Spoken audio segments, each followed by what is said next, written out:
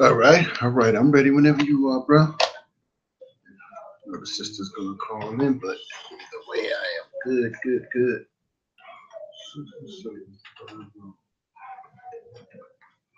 Do do do.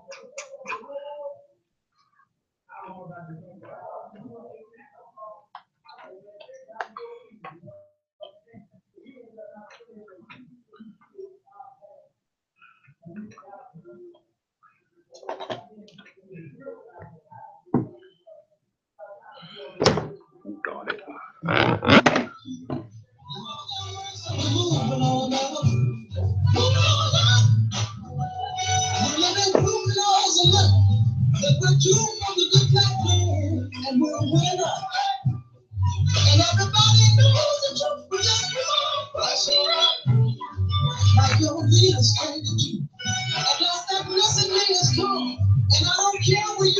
Oops, got it. It fell. I had to fix this stuff. Try to get my props here. I tell you what, that's a little bit easier here. That's better. All right. Move this song back here.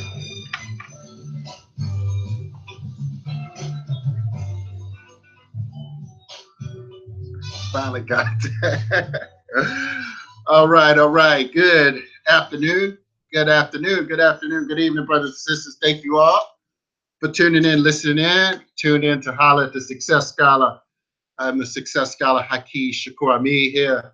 Sapo, Honorable One, thank you for tuning in, listening in. Well, you know, I wear many hats, of course, and, today, I just couldn't go without doing this show this evening. And of course, we in a very critical time as we see the various levels of challenges that we experience, particularly in this, I'd say, the northern uh, half of the hemisphere, with various weather changes. And many people have seen rather recently what's going on. Of course, unless you've been under a rock, you know about the situation in Houston, Texas, with Hurricane Harvey.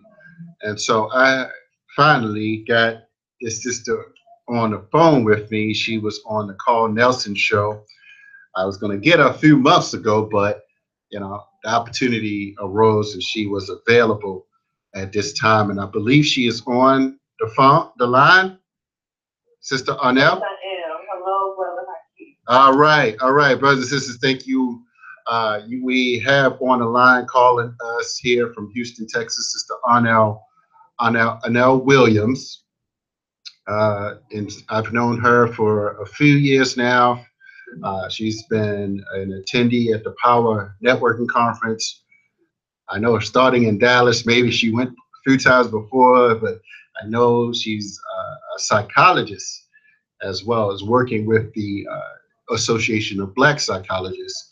And I know that we have gone to the ABPSI conference over the past few years, and she recently attended that. So I wanted to bring someone that's actually in Houston to the eLife Media listening audience and really just have this discussion of what actually is going on from a from someone that is working with the mental health. I've read some articles of what's going on down there, but I never can, I couldn't imagine the experiences that we've seen. But first, let me just welcome you, Sister Arnell. How are you doing, first and foremost? I'm doing about as well as can be expected, brother Haki. Mm-hmm. I survived the hurricane. I only had water in one room, and we were grateful for just that. Oh wow. Okay. So for those that may not, looking at a map, the southeast part of Houston What are some of the counties or and what's that relationship to where you are? How where is that? Okay, first of all, a lot of different parts of Houston have this. Okay. Southeast part, the southwest part, the west Mm. part. So, yeah, I can't really separate it. Ah. It's always the southeast. Okay. Okay. I live on the north side of the city. It just so happens that my neighborhood was spared from the severe flooding, but Ah. just a few blocks down the road, people have stuff piled on the curb that they got. Oh wow. It's kind of, some of us are getting in with this stuff, but maybe got somebody a few blocks down. Well, Mm. and then also on the last road, last street, and the subdivision across the street, the last street back up to the body. So it flooded from the back of the house over there, and also from the front because the water front of the subdivision, all that water was traveling back towards the side. Like we normally do if we didn't have, concrete houses and all of that. So they flooded from the front and the back. Mm. So, it was unpredictable. Lots of people got caught in this. Houston is a city of lots of bayous and creeks and tributaries, just all over the city. And when the city gets bombarded with a whole lot of rain like we got, it's hard to avoid a flood because of the sheer construction on the infrastructure of Houston. Mm. And, many people may not know that Houston was built on a channel. Mm. And, Mm. when they were trying to build the city, they had so many problems with it. People walking around in mud and slush all the time. Houston used to be the capital of Texas, but because folks were so frustrated with all the water and mud down here in Houston, the mosquitoes, they moved the state capital to Austin. Ah. And so that's our history here. We're built on top of a swamp with all of this country, and we're only about a little over 30 feet above sea level. Mm. So, right, and so we're only about 50 miles off the coast. Yeah. So when the storm surge and the water is coming in at 28 to 30 feet, the water that's here that would normally flow out to the Gulf or flow out to the tributaries and bayous has nowhere to go. Mm. So it gets jammed up in the city while it's raining, and then the water can't go anywhere because of the storm surge.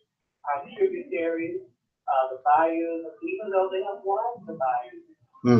they fill up and they're overflowing. We have reservoirs and all sorts of, holding ponds and all of that to catch water. But when you talk about nearly 50 inches of rain in a short span of time, the city can't manage that. And so where we had a situation where Houston is built on 100-year, an idea that the biggest flood would happen once every 100 years based on what that kind of rain would be. Well, now we have a new reality. We have a new reality, a new mark. So whatever it was that we thought, could happen in Houston or couldn't happen in Houston, wherever that water line is in our homes or on the street, that's the new reality. That's what we need to be planning for instead of a 100 years flood. We need to be planning for an 800 or 1,000-year flood, a million. They call it this a storm of the century.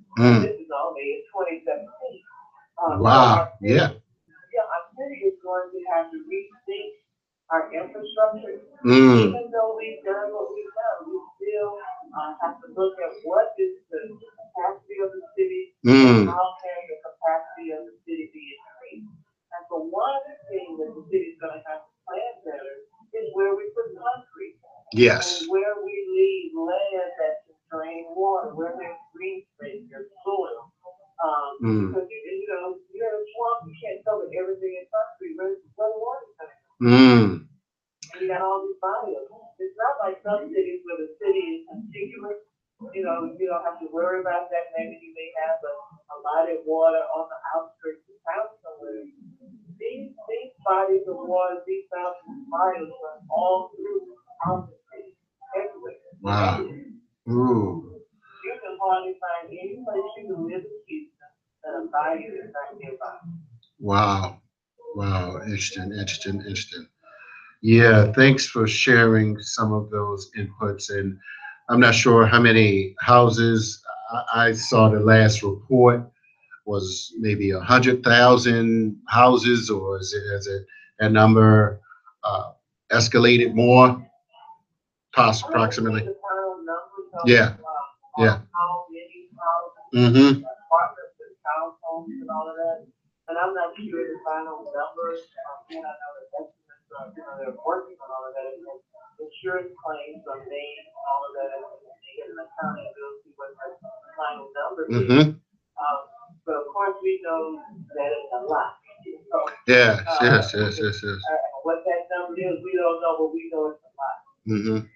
And speaking, and I did read a report that said that talked about, I've been, very, active in terms of understanding the balancing act that many areas have with development. And you spoke about how Houston is, well, I saw an article, shall I say, and you kind of added on about the overdevelopment, just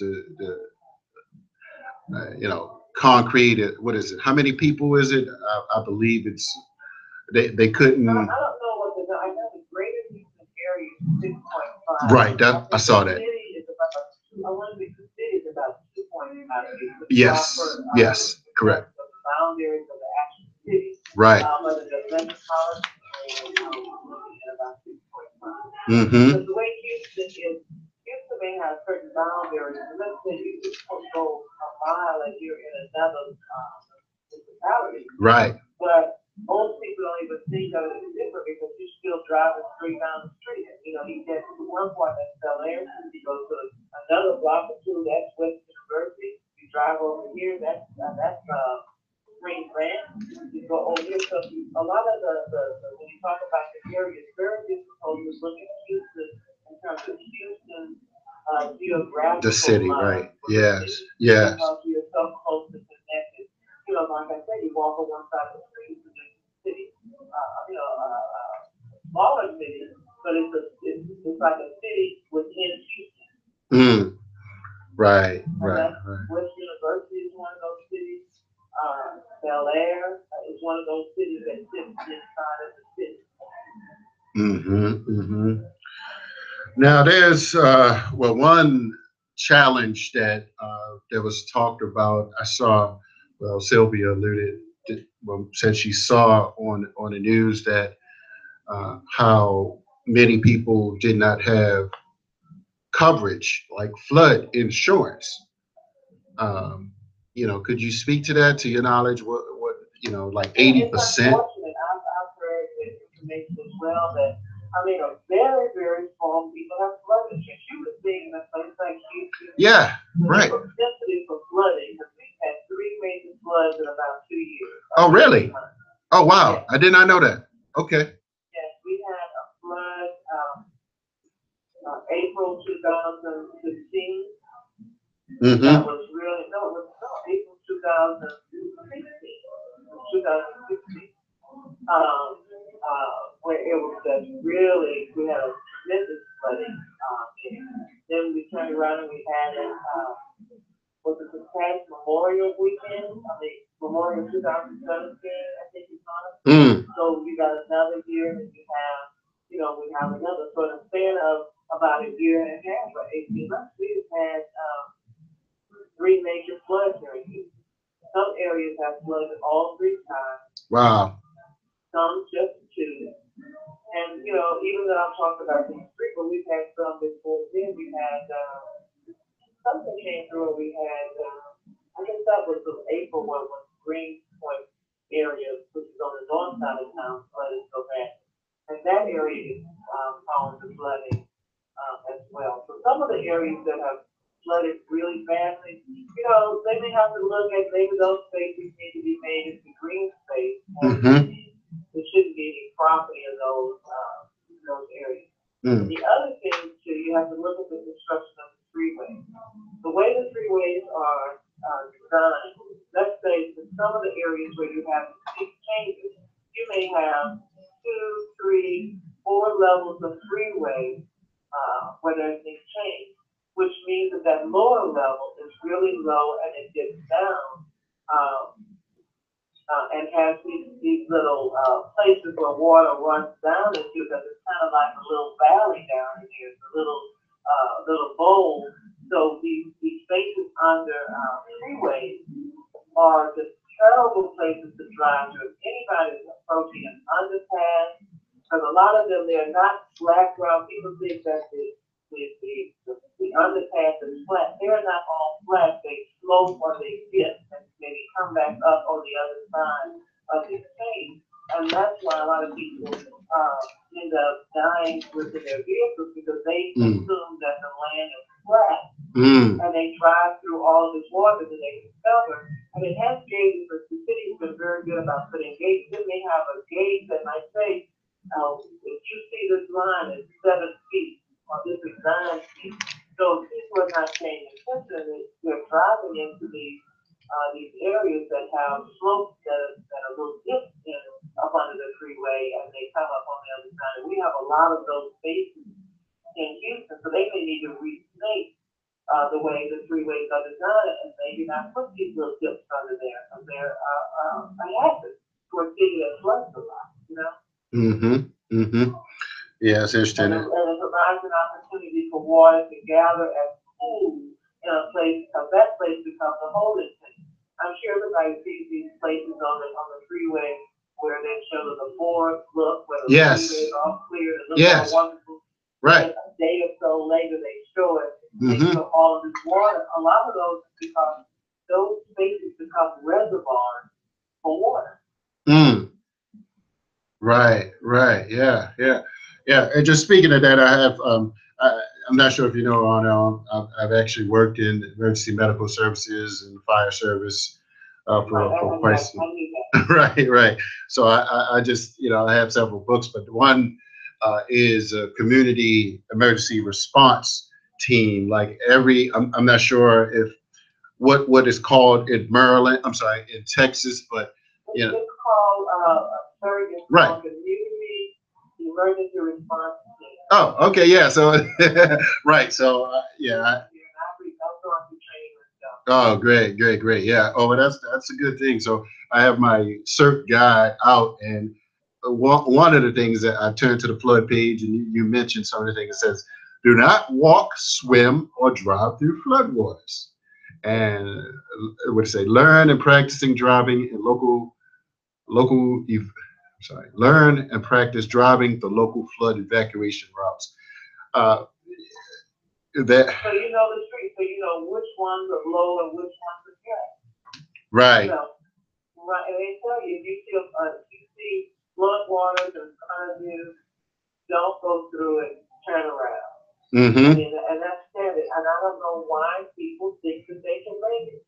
I think we have these grandiose ideas that we've got this super human survivability, I guess. I don't know, and people just think they can make it. And it's like, no, you can't all the time. And we have to use the wisdom when we're in these emergency situations.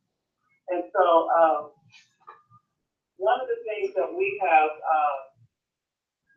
learned here, and when we did the CERT training, the fire department representatives who were teaching the course said that one of the reasons they have this is that if we have a major emergency, the fire department and EMTs are not coming out to your neighborhood. Yes. You're going to have to be prepared. That's what they told us. You're going to have to be prepared to take care of whatever situation you find yourself in.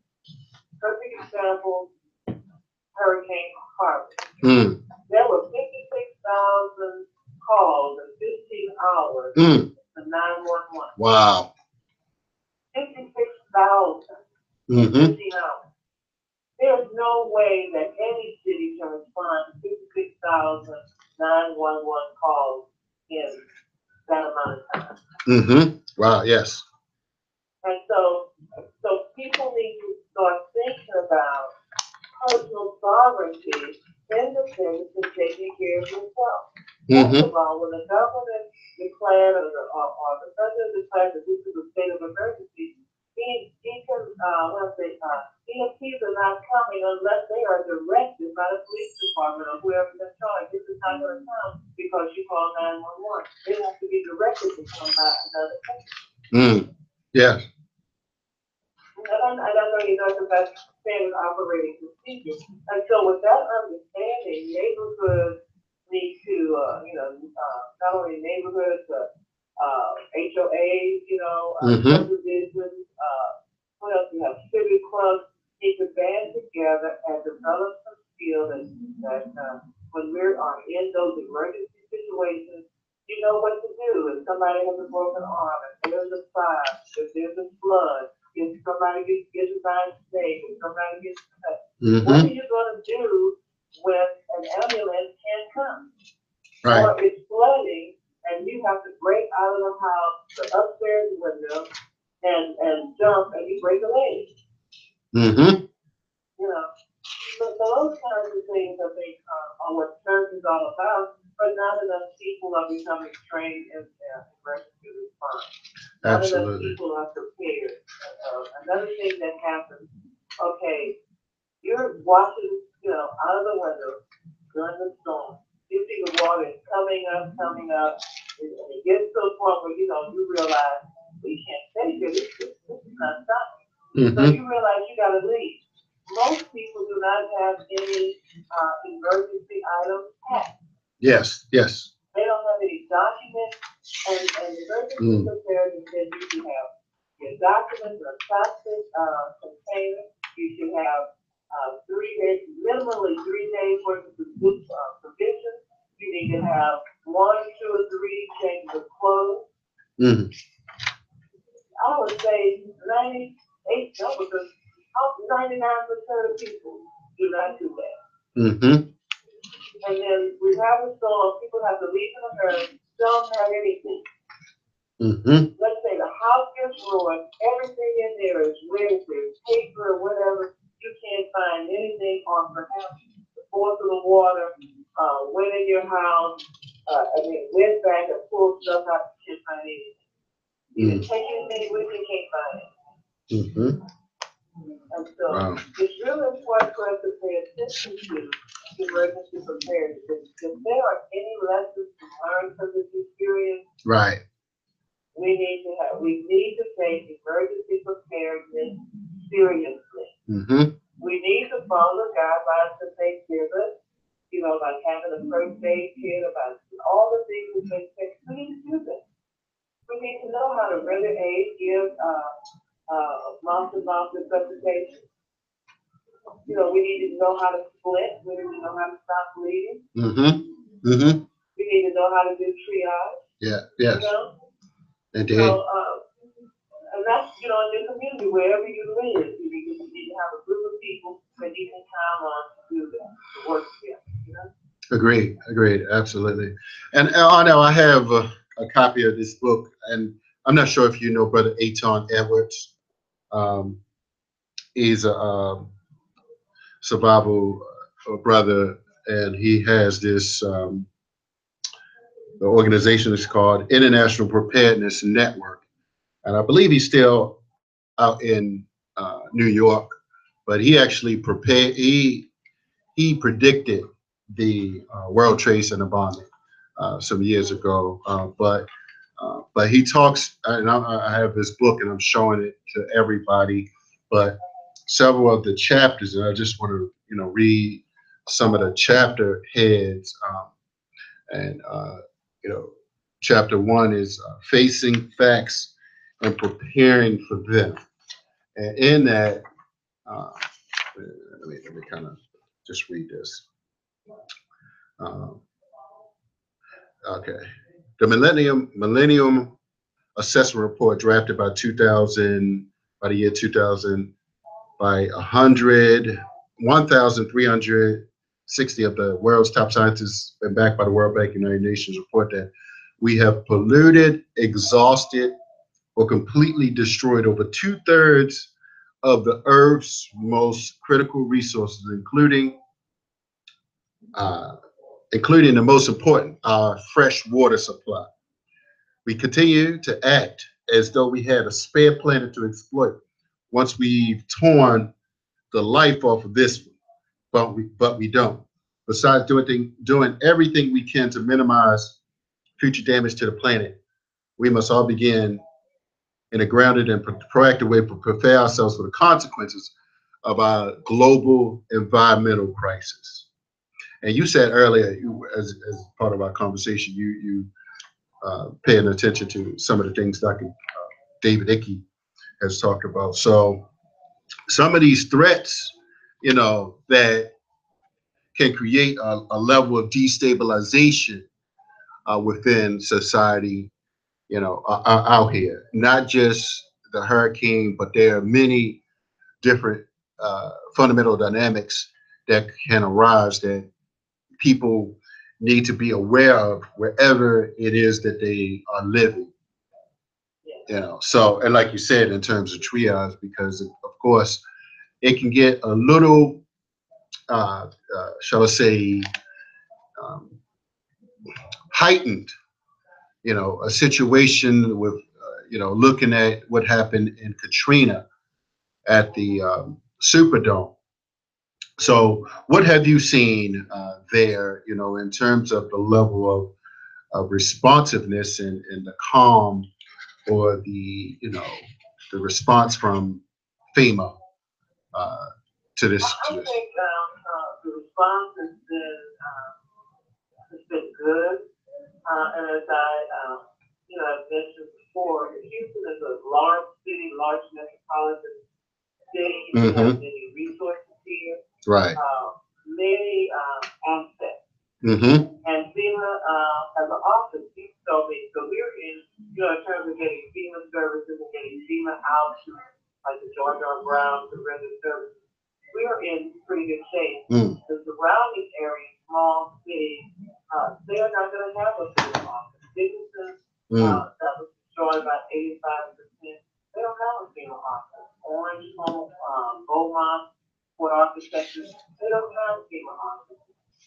So at these small places, Crosby, Ward, and all of those places, their access to FEMA is going to be much more difficult, especially if they get cut off, where you can access and you can't get case management and all of that. They can fill out the forms online, and so much can be done online. Eventually, a FEMA representative is going to have to come out to where you are and assess, if your home, assess the damage, whatever, make a recommendation in terms of things. So for those outlying areas, they take more time. But I thought FEMA was efficient. I mean, the situation was dire. There was nothing you could do. You couldn't hold service because there was just too dire to do that. But I would give them, I'll give them kudos for their response during Houston in comparison to perhaps how they were in New Orleans during Hurricane Katrina. Right. What's interesting, and I was browsing through this book, and I mentioned this, and I'll mention it to the audience out here. It's called the Shock Doctrine: The Rise of Disaster Capitalism, and this is what Naomi Klein, who has several books out, but when this book came out, it really elaborated on how different organizations, for instance, I'll just go off the top of my head, something I read earlier, how I believe in Hurricane Katrina, and I only got it from this source, but they more so used private ties, forces, and contractors for different dynamics. And so that's something that individuals have to be concerned about when individuals may not necessarily be, I guess, in her view and experience, we're not necessarily the most prepared and most qualified entity to conduct these different operations. You But know, I think yeah. we always be concerned about privatization, period. Mm. Because privatization is really parochialism. What it ends up doing is it's directed where money goes and who gets to access to funds and money. When you make it private, that means that only certain people, certain companies have access to the capital or the opportunities for the capital. When you say, well, we are hiring so and so and so to do the building for us because that's who we contract with. When you eliminate a whole lot of people, when you tighten up the range, and it's not only happening in let's say in utilities and public services like let's say schools contract privately where they schools pick up their own trash. Now they have a company they contract for to pick up the trash. Where schools used to have their own cafeterias, they now contract someone else to come in and cook the food, and the people who used to work in the cafeteria, who usually are Black and brown people, and rise to the ranks to level management position. Well, the private company has an upper level management position, and they get paid more, and then the cafeteria workers have nowhere to go but always stay in the same place for most done. So we need to be concerned about privatization in any industry that restricts funding, and that there are some stipulations that provided. Most of the time, we don't like to think this way because Black folks, we're in a constant state of disbelief about everything. Because we're so good, we're so good-hearted, we're so loving, and we're so kind, and we're so compassionate with people. We just can't imagine that people will make a plan to cut Black folks out of the money. We can't fathom that because that's not something we would do. Wow. So people were created to drive that when you get ready to go to a company and let's say you're John Smith Brown, upstanding Black man, got all your degrees and your experience and all of that, and you apply to do a contract with XYZ company. Well, because they got this whole apparatus that's set up, well, you're not going to get the contract. It's written up to a whole bunch of other stuff over here that eliminates you. And we have to be careful in all these industries and also schools and hospitals and a whole bunch of industries where they have this stuff tied up, where they are looping the money and it's only going to the good old boring network, and it's the money getting tied up again like it used to be, but seriously tied up. So that if you don't walk the line of the system, you can't make money off the system, or you can't get access. A lot of those spaces are being closed off. If you come out of them, you quit a job, some of these spaces are going to be hard to get back into because the loops are closing. Wow. Yeah. That's a good point.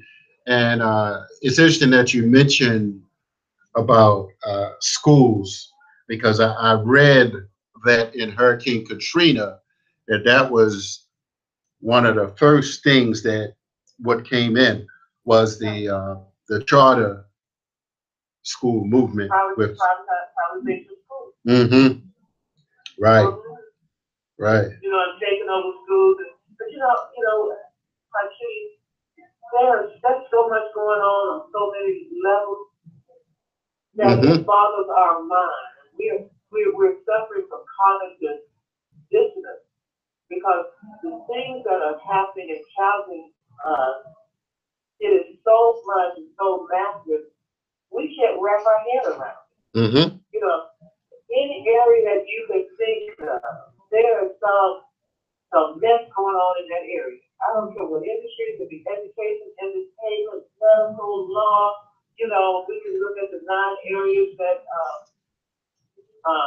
Dr. Neely Fuller talks about. There's some mess going on in those areas. And we can't wrap our minds around it because we don't think like that. We don't think about, 20, 50 years planning some evil we're going to do to somebody. We can't wrap our mind about that in 100 years, we're going to sew this thing up, but ain't nobody going to be able to get in it but us. We don't think like that. Wow. And the difference between, I think, black folks and other folks is that we think about relationships. We think about, we value people. We value our feelings. We value the caring we have between us. We value that kind of thing. Other cultures are more object and materialistic, and that's what they value. They value the object of things. So they place value on possession and control and time and structure. We place value on joy and happiness in our relationships. Smile to you. So here we have these cultures that are juxtaposed to each other. And of course we have a conflict of values because we don't value things the same way. And maybe we're not clutching and grabbing onto something because that's not our way. But someone else is clutching and grabbing it because they're like, oh, if you want that, you can have it. That's traditionally people of African descent nature. So what happens is because we won't clutch and grab and objects don't mean as much to us. I mean, it's changing, of course, because of the culture of living. Folks want everything. They want to control everything. They want every possession, every inch of the earth. There are some people who do want every inch of the earth. Wow. And that's a challenge for us if you don't think that way. Yes. I would like to add just a little something, and I'm gonna, ask you a question after I make this point. I have, for those that can see, I have in front of me the Gentrified film copies of that. But I want to read something from that, and then I'm going to go to this shock doctrine to add to what you were saying. And this is Gentrified, Ethnic Cleansing, American Style. It said, what if you could remove an entire race of people without firing a shot? Most people say gentrification is about the poor, but the explosive new documentary from Black Channel Films exposed how the government and private industry work together to target Black people removal in order to make whole cities you can't afford to live in. Now, let me read this part in Shock Doctrine, and this is, about the rebuilding process. And it said something else was familiar. The contractors, meaning the private-public partnership or whatever they called it, aversion to hire local people who might have seen the reconstruction of New Orleans not only as a job, but as part of a healing and re-empowering their communities. Washington could have easily have made it a condition of every Katrina contract that companies hire local people at decent wages to help them put their lives back together. Instead, the residents of the Gulf Coast, like the people of Iraq, because she talks about Iraq in this as well, were expected to watch as contractors created an economic boom based upon easy taxpayer money and relaxed regulations. Let me read this last part. The results, predictably, was that all of the layers of subcontractors had taken their cut. After the layers of subcontractors had taken their cut, there was next to nothing left for the people doing the work. And it goes on a little bit more after that, elaborating. But, we just have to really, I feel, have a good understanding of what the next process is in terms of trying to getting people back to normal, if there's a such thing in this country, because there's all types. I tell people, and I posted, some people, I wasn't being insensitive, but there are various levels of what I consider low intensity warfare that's going on, certainly within many urban environments. I look at everything, from a warfare tactic that, certain things may not necessarily happen in more affluent areas, you know. But one question that came up, and you can elaborate on what I said, but I definitely want to ask you this. Um, to your estimation, or has there been widespread views there that individuals, African Americans of Houston, were not being rescued at particular times? And I know that I saw one particular gentleman Facebooking live saying they not saving the black people. And I didn't want to.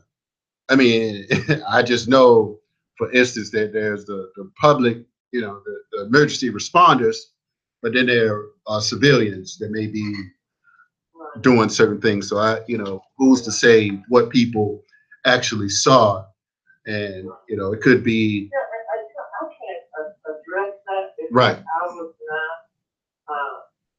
out there as an emergency responder. Yes. I would imagine that those people who were involved in the emergency response from the standpoint of officials, responders, first responders, they know whether or not they did or not. But then I also said, earlier, they had 56,000 calls. Right. Now, Agree. Whether or not they decided which part of town they were going to go in versus another, I don't know.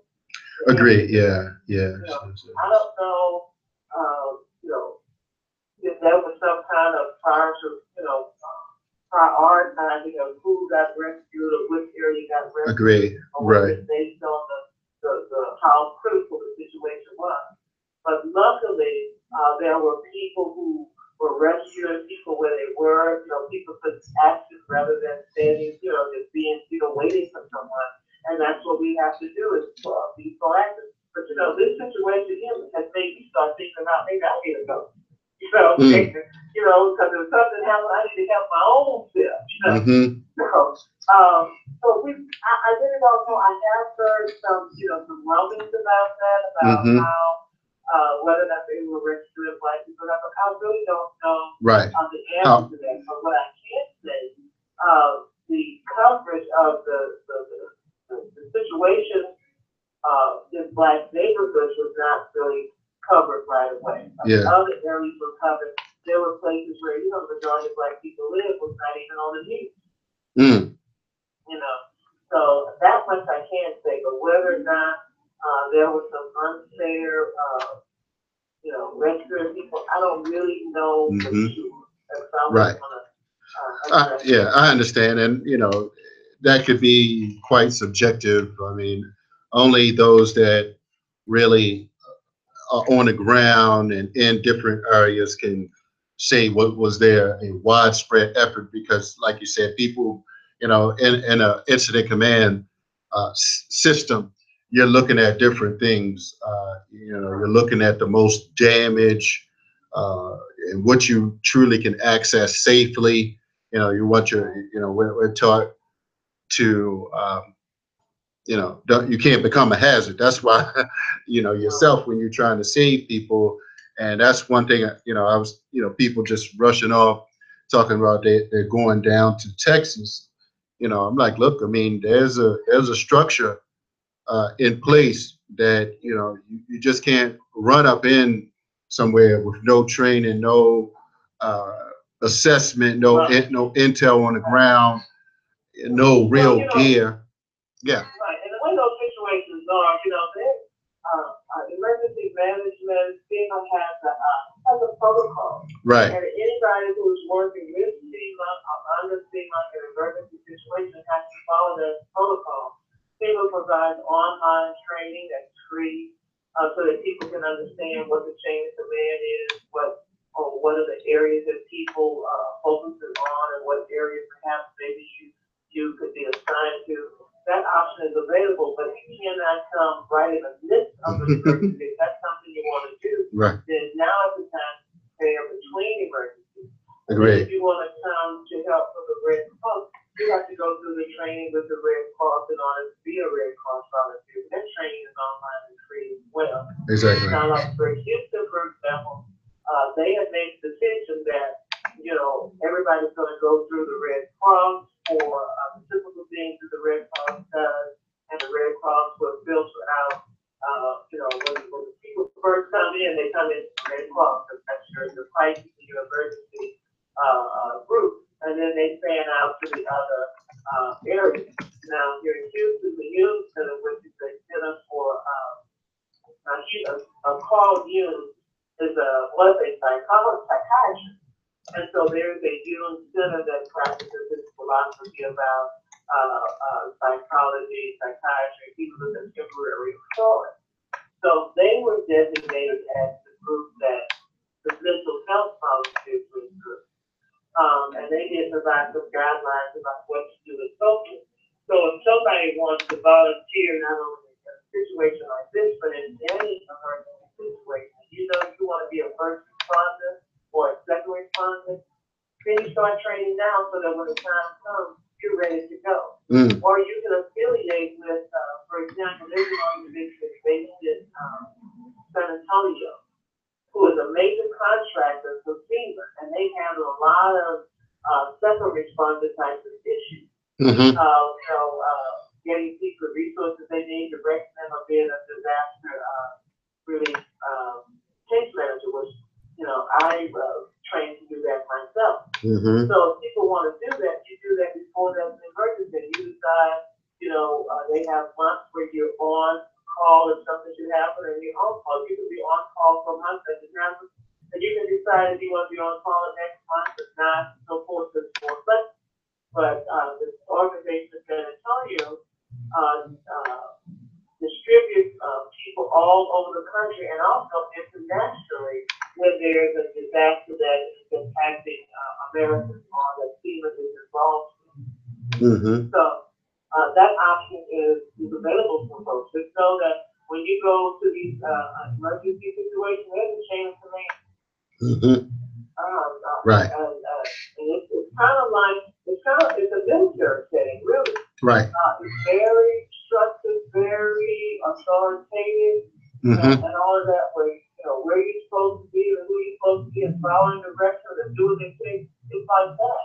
Right. And so it's not no Harry Carey that you just gonna come in, I'm just gonna volunteer. No, if you come in, you got to do what you structured to do. Right. And it's you're that way. Right. And that's we have to understand that there are going to be different reasons why things are done on that level, and this is why we need, why I try to bring a broad, unique perspective to this conversation. And I just want to mention, I was reading, Maryland has a plan where individuals can look at the different jurisdictions, the 24 counties, and you can see like what is a particular threat, hurricane, tornadoes in your particular area, because, and that's where sometimes you can just know your risk just based upon certain particular demographics. I mean, not everybody lives in necessarily an immediate flood area. I mean, of course, you have some rivers, but overwhelmingly, for instance, it may not be such a big challenge, even with 50 inches of water. So that's what. Yeah. So it's not automatic. But when you have snowstorms, yes. are needed. Yeah, absolutely. Agreed. Yeah. Y'all have a few, kind of critical situations. Oh, I know, right? Yeah, agreed. And that's what the the plans, and I've been through several different drills and worked during them. So I've seen firsthand how incapacitating, for instance, a whole city could be. Just from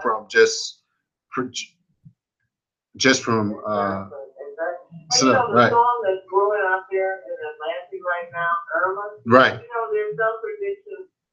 Seems like some of the predictions they're leaning more of a probability going up to East Coast. I saw something about that, right? Yes, They yes. said it could come our way, but most of the predictions say, it's going up to East Coast. So, that people on the East Coast might have an opportunity. They might want to try to, might have about 5 or 6 more days before we really know. You might want to do some training and get ready just in case. Yeah, yes. This is the season for that. And again, brothers and sisters, I would say, definitely prepare this now. I got copies of this, and this is the 13 handbook that for those that are trained, although I've worked in emergency services, I still went through the training to become a certain member.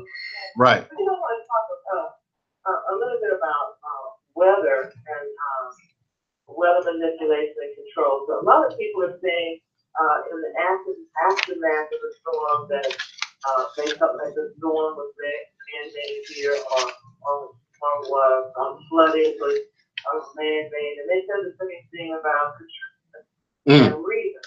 Yes.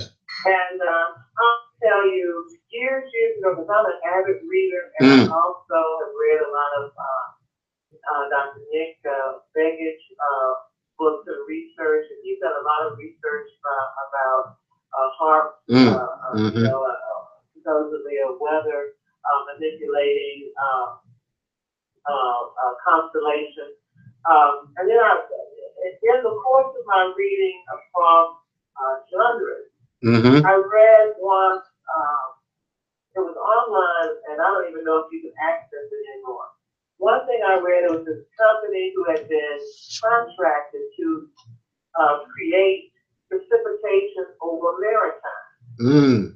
And maritime, what is maritime? Maritime is over the sea, right? So the question would become, why do you need to create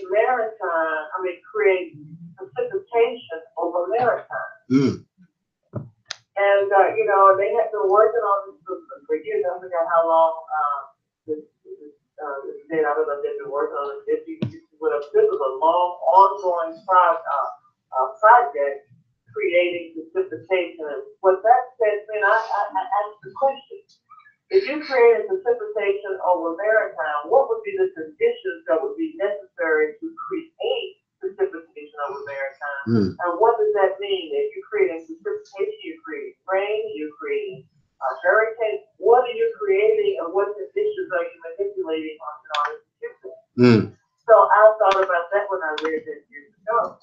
Something else I read some years ago, that they have these machines, technology devices that emit certain frequencies. And almost everything has its own frequency signature.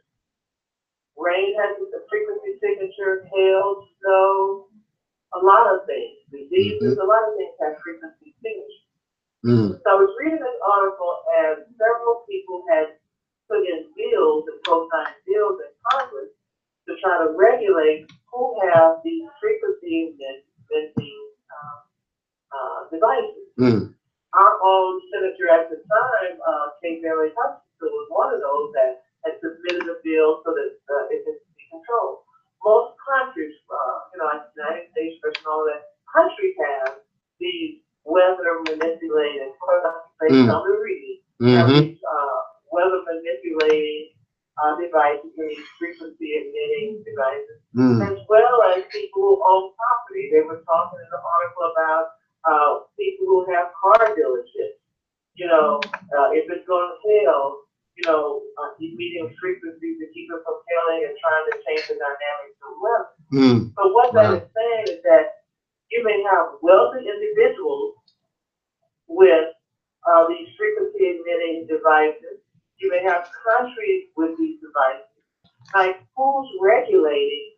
Who has these devices that are doing what? If people are manipulating the weather where they are because of economic reasons, they don't want hail balls to fall on their BMW parking lot.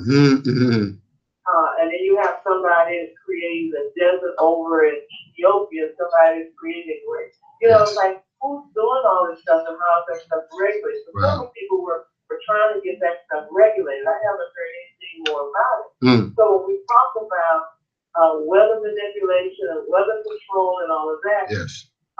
Nick Begich has several books, and when he talks about this, he talks about harmony. He has postulated that this constellation called Farm out there, near Alaska, whatever, is very much involved in manipulating and controlling weather. And he talks also about, you know, you got wind in the upper atmosphere and bending wind, and it's a whole lot of technical way of looking at how do you create a hurricane, how do you capture wind, what do you use devices to bend the wind flow that's in the upper atmosphere to cause it to circle and make a hurricane or whatever. So, you know, so when people talk about weather being created, I can't say that I know anything about this, but I have read that there is technology out there that it could possibly be true. Wow. Yeah, we appreciate that. And what you're talking about is, people can look it up. Angels don't play these harp, and angels still don't play these harp. You know, several books about that, and Jerry Smith has a popular book as well. So yeah, but we got to go, sister. But yeah, and definitely, and you were on Carl Nelson show, so I appreciate you taking the time out. You just had a busy days, but let's give out some contact information. You do another show as well, so yeah. Right, and you know, we didn't really get a chance to really talk about when we were all over the place, but I hope it was folks can contact me. I'm on Facebook, Anel Williams, ANELLE. I'm also on Twitter, Anel Williams 1, on Instagram, Anel Williams Speak. My email is licensefocusradio@gmail.com, and I'm on Sunday nights, KPFTU, www.kpft.org if you live in the country. All right, appreciate it, Sister Nell, and you be safe there and keep up the good work. All right, we shall be in touch. All right, thanks everybody. All right, everybody. Thank you all for tuning in, listening in, man. It's been good. It's been a must-hear show, and we're gonna have Tony Harris on with us next week. She's also from Houston, so we're just gonna, you know, people that I've been wanting to get on for a minute, but so from Houston. So just wanted to deal with that. So I want to thank everybody for tuning in.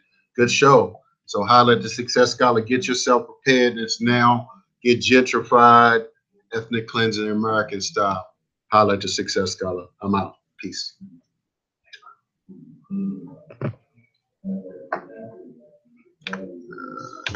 Stop this.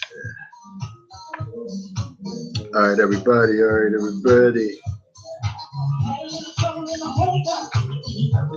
Like I said, didn't want to go into some of these, wasn't able to drop it out. Peace out, holla at the Success Scholar. I'm out.